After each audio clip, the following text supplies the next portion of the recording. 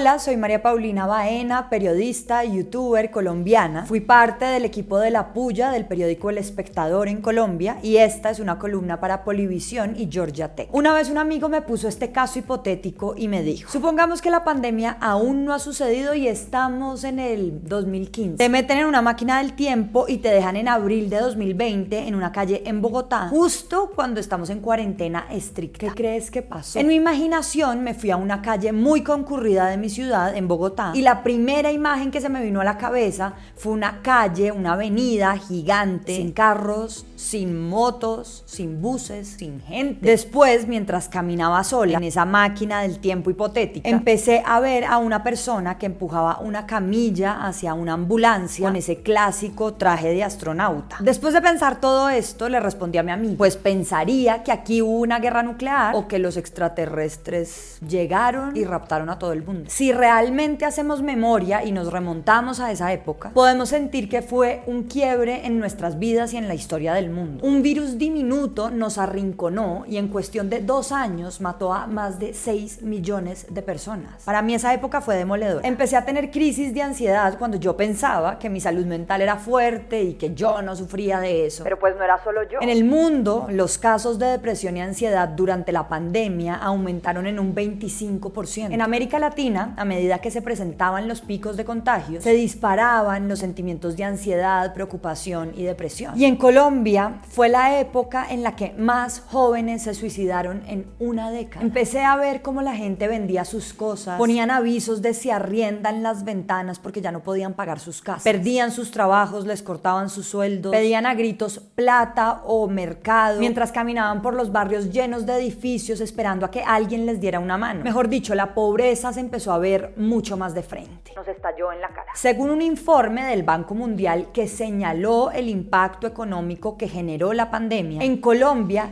3.6 millones de personas más entraron a la pobreza. Nos ganamos el premio de ser el país más desigual entre los países de la OCDE y el segundo en América Latina después de Brasil. De hecho, el 10% de la población colombiana más rica es 11 veces más rica que el 10% de la población más pobre. ¿Saben cómo está la República Eslovaca, que según este informe es la más equitativa? Pues el 10% de la población más rica gana apenas 3 veces más que el 10% más pobre. Amigas que yo conocía perdieron sus trabajos y empezaron a engrosar las estadísticas de la brecha de género en la región y en Colombia. Miren esto tan impresionante. Una mujer colombiana tiene 1,7 veces más probabilidades de estar desempleada que un hombre. Un estudio lanzado en el 2020 dijo que se perdió más de una década en la participación de las mujeres en el espacio laboral, y esto se debió en parte a que las mujeres tuvieron que atender las demandas del cuidado en sus hogares que las sobrecargaba de trabajo. Y para rematar, en Bogotá, por cada hombre que perdía su empleo, 3 mujeres perdieron el suyo durante la pandemia. Me aislé de mis amigos, familia, compañeros de la oficina con los que compartíamos un espacio físico y almorzábamos a la 1 de la tarde todos los días. Las reuniones que tenía con mi equipo periodístico se trasladaron a Google Meets o a Zoom, y hubo compañeros de trabajo a los que vi 1 o 2 veces físicamente. De nuevo, otra obviedad.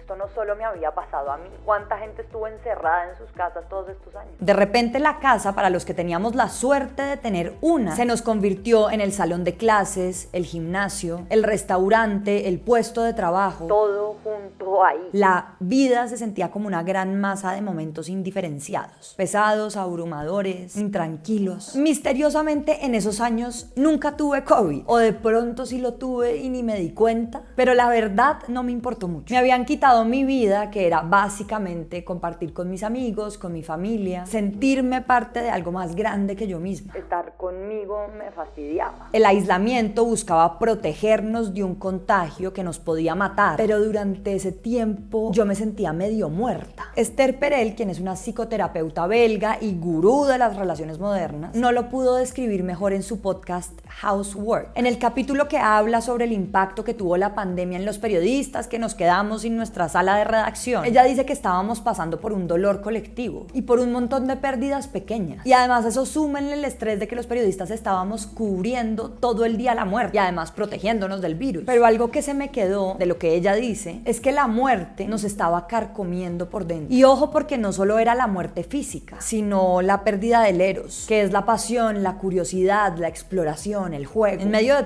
toda esta confusión, miedo, gente muriéndose por cientos cada día, noticieros cuyo tema era únicamente el virus, una vacuna que no llegaba. Me acuerdo que hicimos todo tipo de videos. Contamos buenas noticias en medio del COVID, dijimos que debíamos combatir la hiperproductividad y no hacer nada. Desmentimos todos los mitos de los antivacunas, denunciamos la corrupción en medio de la pandemia, en fin. Y bueno, ustedes dirán que ya hice mi catarsis de la pandemia y que este video me está sirviendo de terapia. Y sí, puede ser. Que les hice el listado de que cumplimos con nuestro trabajo de periodistas, aunque estuviéramos sumándole al ruido de hablar del COVID cuando la gente ya estaba harta del tema. Y pues sí, también. ¿Cuál es el punto? ¿Hacia dónde voy? Como vieron, ni en lo personal ni en lo profesional estuve sola. Cada vez que pensaba que podía sola, perdía. Y además este no fue un reto individual, sino que todos compartimos esta realidad. Como dice Perel, los traumas colectivos necesitan una sanación colectiva. Ya estuvimos demasiado tiempo dentro de nosotros mismos. Y fue agotador. Ahora, ¿cómo nos conectamos? ¿Cómo nos volvemos mejores seres humanos, que es en esencia cómo somos mejores con los demás? ¿Cómo sacamos a flote las posibilidades de una nueva solidaridad? Como dijo el filósofo esloveno Zizek en una entrevista para El País de España. Porque al final somos animales sociales y necesitamos de un esfuerzo grupal para salvarnos. Debemos salirnos de esa lógica instalada que creemos tan natural, de esta cultura individualista y capitalista que dice: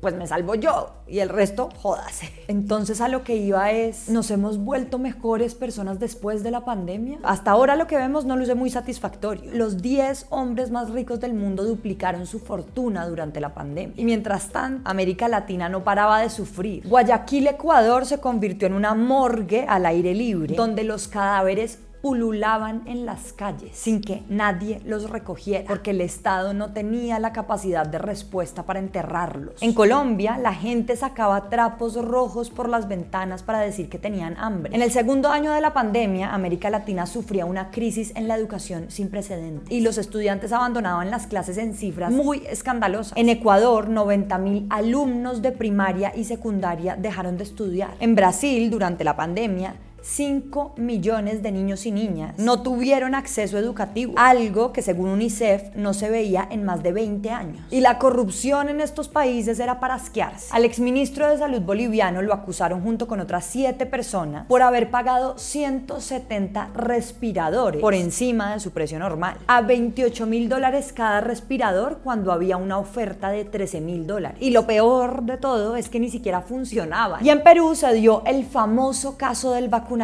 en el que personalidades y políticos, incluido el presidente Martín Vizcarra y su esposa, varios curas de alto nivel, la canciller, la ministra de Salud, se vacunaron calladitos, en secreto, con dosis que eran para un ensayo clínico. En total, se supo que más de 460 personas se vacunaron saltándose las normas. Incluso se vacunaron antes del personal de salud, que estaba en la primera línea muriéndose para atender la emergencia. Entonces, no. La pandemia no nos ha hecho mejores personas. La escritora argentina Mariana Enríquez decía en pleno confinamiento que se sentía como en una neblina pesada, que apenas alcanzaba a distinguir sus manos si las extendía. Bueno, ya salimos de esa neblina. Nos llegó la hora de reimaginar un mundo, de reimaginar América Latina, salirnos de nuestro enclaustramiento y ver que en América Latina vivimos una misma realidad, en la que solo sobrevivimos y lo hacemos en conjunto. No puede ser que en esta región solo nos una la corrupción, la desigualdad y la pobreza. Francia Márquez, la actual vicepresidenta de Colombia, una vez me dijo en una entrevista, cuando era lideresa social del Cauca, un departamento de Colombia muy golpeado por la violencia, que el problema de este país, de Colombia, es que no nos veíamos como una familia extensa. Es el momento de hacerlo, de que todos nos sintamos hermanos, primos, padres, madres de los otros, a ver si así nos pensamos como un todo.